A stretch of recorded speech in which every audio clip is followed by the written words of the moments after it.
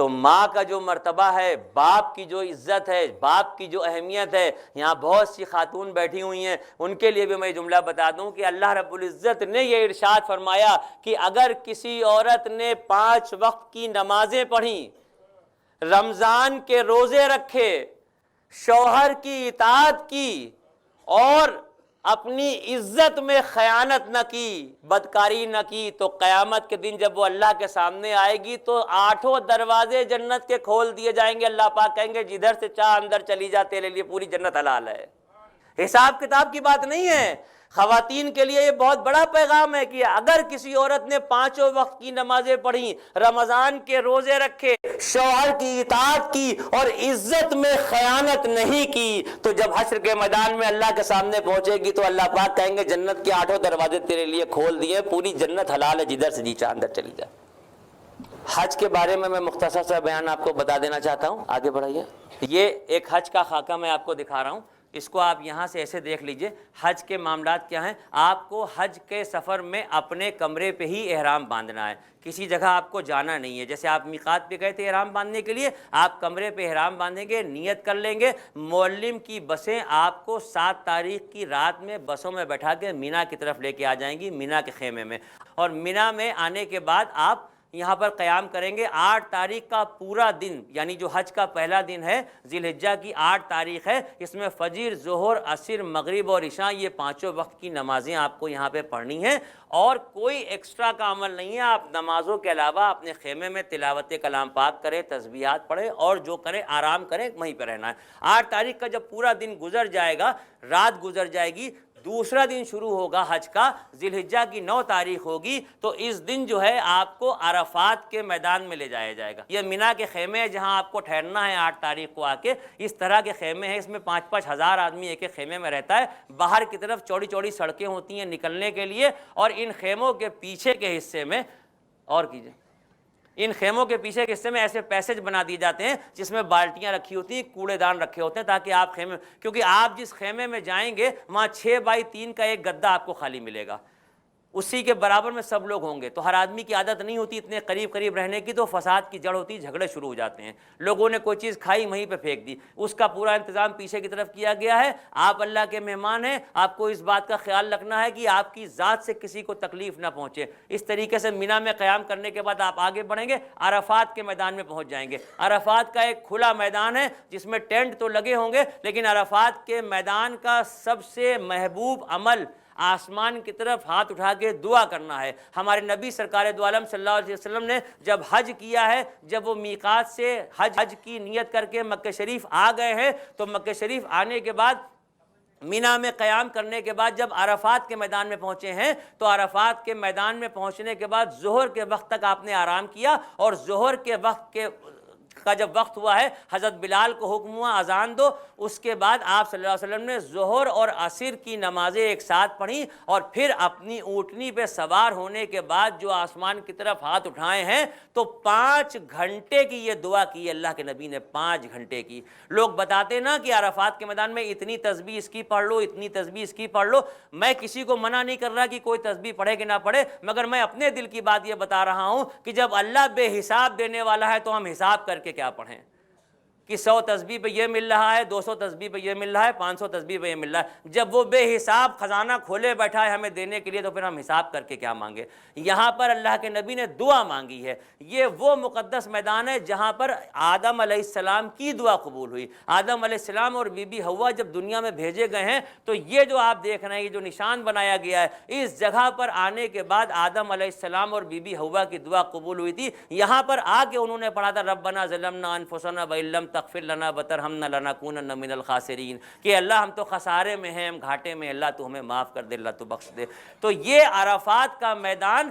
آپ کے لیے یوں ہدایت ہے کہ یہاں پر پہنچنے کے بعد سب سے بڑا عمل یہ ہے کہ آپ توبہ کر لیں، اللہ سے اپنے گناہوں کی توبہ کر لیں۔ اگر یہاں پہنچنے کے بعد اللہ کو نہ راضی کر پائے تو پھر یہ سفر تفریح کا ہو جائے گا۔ اور اللہ کو منانے کے لیے، توبہ کرنے کے لیے کوئی حل نہیں چلانا ہے، کوئی پہاڑ نہیں ڈھکیلنا ہے، صرف آپ کی ندامت کے آنسو، صرف دل کی ٹھنڈی آواز کہ بس اے اللہ بخش دے، اے اللہ معاف کر دے، اے اللہ آج تک تیری راہوں کے خلاف چلے ہیں، اے اللہ آج تیری راہوں پہ چل رہے ہیں، آج تیرے پاس آ گئے، جتنی بھی اچھے انداز میں جیسی بھی چاہیں آپ دعا مانگ سکتے ہیں۔ عرفات کے میدان کا مقبول عمل یہ ہے کہ آپ کو دعائیں کرنی ہیں، اور مغرب کا وقت جب ہو جائے گا تو آپ کو اندازہ ہو جائے گا کہ مغرب کا وقت ہو گیا ہے، لیکن مغرب کی نماز آپ نہیں پڑھیں گے عرفات میں، یہاں سے آپ مزدلفہ کے لیے چل دیں گے۔ یہاں سے مزدلفہ جانے میں جو بھی وقت لگے، آپ 1 گھنٹے میں پہنچیں یا 3 گھنٹے میں پہنچیں، جب آپ مزدلفہ پہنچ جائیں گے تو مزدلفہ پہنچنے کے بعد آپ کو مغرب اور عشاء کی نمازیں ایک ساتھ پڑھنی ہیں۔ مزدلفہ کی جو رات ہے، اس کے 3 طریقے میں نے آپ کو دکھائے ہیں۔ آپ دیکھیے کچھ لوگ سو رہے ہیں، کچھ لوگ ایسے ہیں جو نمازیں پڑھ رہے ہیں، اور کچھ لوگ ایسے ہیں جو ٹہل گھوم کے وقت گزار رہے ہیں۔ یہ تینوں عمل اس رات کے ہیں، آپ کو جو پسند آئے وہ کر لیجئے۔ نیند تو ساری زندگی کی ہے، ساری زندگی چین سے سونا ہے، ایک رات ملی ہے، اگر عبادت میں گزار دیں گے تو مزہ کچھ اور ہے، اگر سو کے گزاریں گے تو کوئی گناہ نہیں ہے، کوئی منائی نہیں ہے، ٹہلتے گھومتے بھی ہے۔ اس رات میں صرف ایک عمل آپ کو کرنا ہے کہ یہاں پر آپ کو شیطان کو مارنے کے لیے کنکڑیاں چننی ہیں، کیونکہ یہ حج کا دوسرا دن تھا، اب آپ تیسرے دن میں آ جائیں گے، تیسرے اور چوتھے اور 5ویں دن میں آئیں گے، تو جو تیسرا دن حج کا ہوگا اس میں بڑے شیطان کو 7 کنکڑی مارنی ہے۔ اس کے بعد جو دن آئے گا اس میں تینوں شیطانوں کو 7 کنکڑی مارنی ہے، یعنی 7 7 14 7 21۔ اس کے بعد جو دن آئے گا اس میں بھی تینوں کو مارنی ہے 21۔ تو پہلے دن کی 7، پھر 21، پھر 21، یہ 49 بنی، لیکن آپ کو 49 کے بجائے 70 کنکڑی چننی ہے۔ اس لیے چننی ہے کہ اگر 5ویں دن کسی بھی مصلحت کے تحت، کسی بھی مجبوری کے تحت مغرب سے پہلے آپ نے مینا کا خیمہ نہیں چھوڑا، مینا کا علاقہ نہیں چھوڑا، تو اس رات بھی آپ کو مینا میں قیام کرنا ہوگا، اور چھٹے دن تینوں شیطانوں کو کنکڑی مار کے آنا ہوگا۔ چونکہ آپ کو دوبارہ مزدلفہ آنے کا موقع نہیں ملے گا، اس لیے آپ بطور احتیاط 70 کنکڑی اپنے پاس رکھیے گا۔ اللہ کرے کہ آپ 5ویں دن فارغ ہو جائیں اور آپ 49 کنکڑی مار کے وہاں سے نکل آئیں۔ تو یہ کنکڑی چننے کا طریقہ ہے، آپ اس طرح سے کنکڑی اپنے پاس لے لیجئے گا۔ اب اس کے بعد جو صبح ہوگی، جو دن نکلے گا، جو حج کا تیسرا دن ہوگا، 10 تاریخ ہوگی، یہ سب سے اہم دن ہوگا۔ اس دن میں بڑی مشقت کا دن ہے۔ سب سے پہلے آپ کو بڑے شیطان کو جا کے 7 کنکڑی مارنی ہے۔ 7 کنکڑی جب آپ بڑے شیطان کو مار لیں گے تو مارنے کے بعد آپ کو قربانی کا حکم دیا گیا ہے، لیکن اب یہ ممکن نہیں ہے۔ ہمارے نبی نے جب حج کیا تھا تو ہمارے نبی نے 100 اونٹوں کی قربانی دی تھی۔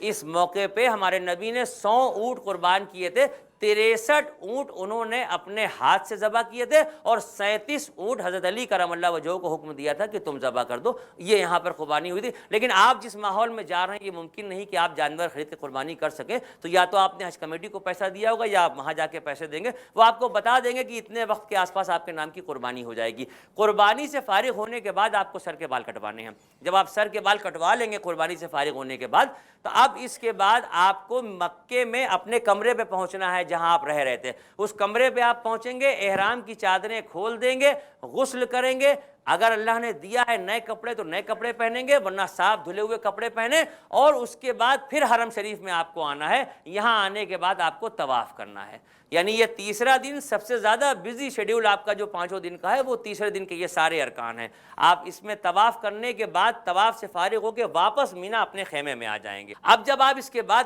یہ 3 دن آپ کے مکمل ہو گئے، چوتھے دن اور 5ویں دن، یہ جو 2 دن بچے ہیں، اس میں آپ کو اپنے خیمے میں رہنا ہے، عبادتیں کرنی ہے۔ زوال کے بعد، نکلنے کے بعد آپ کو تینوں شیطانوں کو 7 کنکڑی مارنی ہے، اور مغرب سے پہلے مینا چھوڑ کے آپ کو مکے آ جانا ہے۔ اگر آپ 5ویں دن آ جاتے ہیں تو آپ کا حج مکمل ہو گیا، اور اگر آپ کسی وجہ سے رات میں رکے ہیں تو آپ 6 دن کر کے آ جائیں گے، یہ آپ کا حج مکمل ہو گیا۔ یہاں پر اس حج کے 5 دنوں میں 2 اہم باتیں آپ کو بتائیں۔ ایک بات تو یہ ہے کہ عرفات کے میدان میں آپ کو آدم علیہ السلام کی روش پہ چلتے ہوئے اللہ کو منا لینا ہے دعاؤں کے ذریعے۔ دوسرا، اس میدان میں سب سے بڑی چیز جو ہے وہ جذبات کی قربانی ہے۔ پیسے کی قربانی نہیں ہے، جذبات کی قربانی ہے۔ کروڑ پتی ارب پتی آدمی اگر لاکھوں روپے اللہ کے نام میں خرچ کر دے تو چونکہ اتنا اللہ نے دیا ہے اور دل دے دیا تو وہ خرچ کر رہا ہے، لیکن جذبات کی قربانی، جیسے آپ سے کوئی بات ہوئی ہے اور ہم نے اپنے آپ پہ صبر کر لیا، قابو کر لیا، آپ کے قصور کو معاف کر دیا، یہ جذبات کی قربانی ہے۔ اللہ کی راہ میں اپنی پسندیدہ چیز کو قربان کر دینا، یہ جذبات کی قربانی ہے۔ حضرت عمر کے جو بیٹے تھے وہ مدینے سے حج کے لیے نکلے مکے کی طرف، تو جب قافلہ چل رہا تھا تو جس اونٹنی پہ چل رہے تھے وہ اونٹنی بڑی دلکش چال سے چل رہی تھی، بڑے اچھے انداز میں ایسے چل رہی تھی کہ ہر آدمی اس کو دیکھ رہا تھا۔ کچھ لوگوں نے دیکھا اور تعریف کی، کہا کہ یہ تو عبداللہ ابن عمر آپ کی اونٹنی کا کیا کہنا، یہ تو بڑے خوبصورت انداز میں چل رہی ہے، اس کی چال پورے قافلے میں سب سے الگ ہے۔ ان کو لگا کہ ہاں یہ اونٹنی سب سے زیادہ دلکش چال میں چل رہی ہے۔ اسی جگہ پہ قافلہ روکا، اونٹنی سے اترے اور کہا چونکہ اس سفر میں یہ اونٹنی اس وقت مجھے سب سے زیادہ عزیز ہے، میں اللہ کی راہ پہ اس کو قربان کر رہا ہوں، اور پھر وہاں سے بچا ہوا سفر پیدل کیا۔ یہ جذبات کی قربانی ہے۔ اسی میدان میں ہی آپ وہ واقعہ یاد کیجئے کہ ابراہیم علیہ السلام اپنے بیٹے اسماعیل علیہ السلام کو لے کے آئے تھے۔ اللہ رب العزت کی طرف سے حکم ہوا تھا کہ اپنی پسندیدہ چیز کی قربانی دو، اور وہ قربانی بیٹے کی شکل میں تھی۔ تو یہی وہ موقع تھا جہاں پر اسماعیل علیہ السلام کو لے کے آئے تھے۔ میں نے آپ کو بتایا تھا طائف کا واقعہ، جب سے دنیا بنی ہے 2 موقع ایسے آئے ہیں جس میں فرشتے آسمانوں پہ روئے ہیں، آسمانوں پہ فرشتے روئے ہیں، ہلچل مچی ہے، چیخ پکار مچی ہے۔ ایک موقع وہ تھا جب اللہ کے نبی کے طائف میں پتھر مارے گئے تھے، اور دوسرا موقع اس سے پہلے کا ہے جب ابراہیم علیہ السلام اپنے بیٹے اسماعیل علیہ السلام کو اس جگہ پر قربان کرنے کے لیے لائے تھے۔ ذرا تصور کر کے دیکھیے، ذرا سوچ کے دیکھیے، ایک 100 سال کی عمر کا بوڑھا آدمی جس کو بڑھاپے میں اللہ نے ایک اولاد دی، اپنے چھوٹے سے بچے کو لے کے یہاں پر آیا ہے صرف اس لیے کہ اللہ رب العزت کا یہ حکم تھا کہ اپنی عزیز ترین قربانی دو۔ تصور کر کے دیکھیے تو اس میدان میں وہ عالم کہ ایک بوڑھا 100 سال کا بوڑھا مرغا نہیں حلال کر سکتا، یہ بچے کو ذبح کرنے کا حکم آ گیا ہے۔ اندازہ کیجئے کہ اسماعیل علیہ السلام کو لے کے اس میدان میں آئے ہیں۔ اسماعیل علیہ السلام کہتے ہیں اے ابا جان جب آپ ہم کو ذبح کر دیجئے گا تو ایک بات مجھے یاد آئی، میری امی کو بہت دکھ ہوگا، تو آپ ایسا کیجئے گا کہ یہ جو میرا کرتا ہے یہ پہلے اتار دیجئے، اپنے کرتے میں مجھے دفنا دیجئے گا، میرا کرتا میری ماں کو جا کے دے دیجئے گا، انہیں جب میری یاد آیا کرے گی میرا کرتا دیکھ لیا کریں گی۔ یہ ایک بچہ کہہ رہا ہے چھوٹا سا، کیا ایمان تھا، کیا اللہ سے محبت تھی، کیا نزدیکیاں تھیں۔ عالم یہ ہوتا ہے کہ جب لٹانے کا وقت آتا ہے تو بیٹا باپ سے کہہ رہا ہے کہ بابا جان ہمیں الٹا لٹائیے گا، سیدھے لیٹیں گے تو ہماری اور آپ کی آنکھیں مل جائیں گی، تو ایسا نہ ہو کہ آپ کا ہاتھ کانپ جائے۔ اور وہ منظر تھا کہ اسماعیل علیہ السلام کو الٹا لٹانے کے بعد ابراہیم علیہ السلام کے ایک ہاتھ میں چھری ہے، ایسے بیٹے کے سر کے بال پکڑتے ہیں اور اس کے بعد چھری آسمان کی طرف دے کے کہتے ہیں اے اللہ دیکھ لے تو سمجھ رہا تھا کہ کیا اسماعیل کی محبت نے تیری محبت کم کر دی؟ نہیں میرے اللہ، میرے دل میں بس تو ہی تو ہے، بس تو ہی تو ہے۔ اور یہ کہنے کے بعد جب وہ چھری گردن کی طرف چلتی ہے تو آسمان پہ چیخ پکار مچ جاتی ہے، اللہ کے عرش کا پایا ہل جاتا ہے، ایک عجب سا منظر ہوتا ہے، تمام کے تمام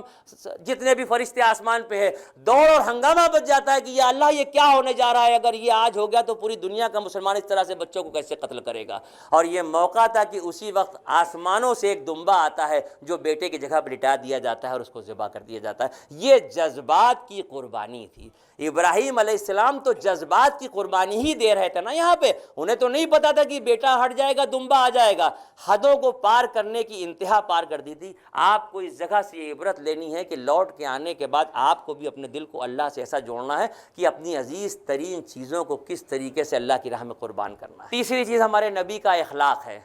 تیسری چیز ہمارے نبی کی جو سنتیں ہیں۔ زید ابن ثانہ ایک یہودی پیشوا تھے، انہوں نے اللہ کے نبی کے بارے میں تورات میں پڑھا، تورات کے آخری صفحوں میں یہ لکھا ہوا تھا کہ اللہ کا جو آخری نبی ہوگا وہ شدت سے وعدے کا پابند ہوگا، اللہ کا آخری نبی اپنے غصے پہ قابو رکھے گا، اللہ کے آخری نبی کا معاملہ یہ ہوگا کہ وہ لوگوں کے قصوروں کو معاف کرے گا۔ زید ابن ثانہ نے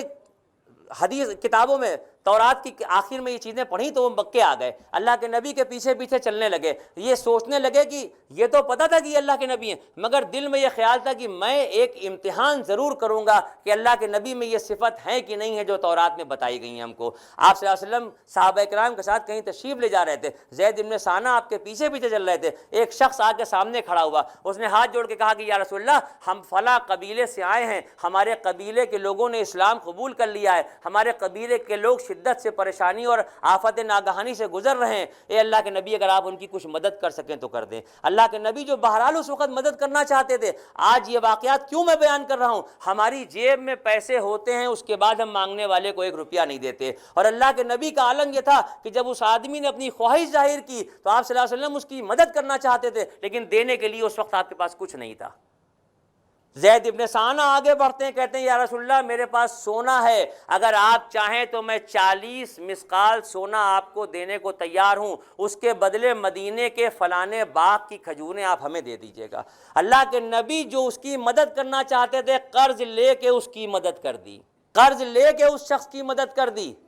اور اس کے بعد وہ وقت گزرنے لگا، ابھی وہ مدت پوری نہیں ہوئی تھی، ابھی وہ میعاد پوری نہیں ہوئی تھی۔ ایک دن اللہ کے نبی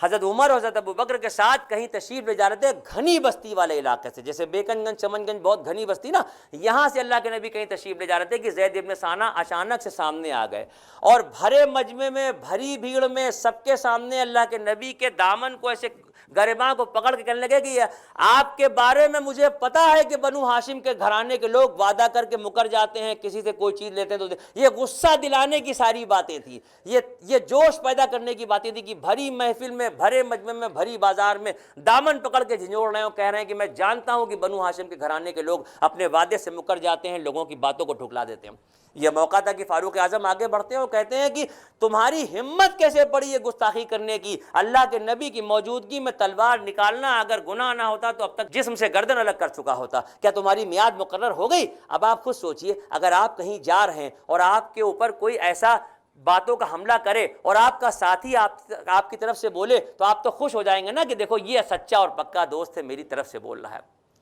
وہاں معاملہ نبی کریم کا تھا۔ آپ فرماتے ہیں عمر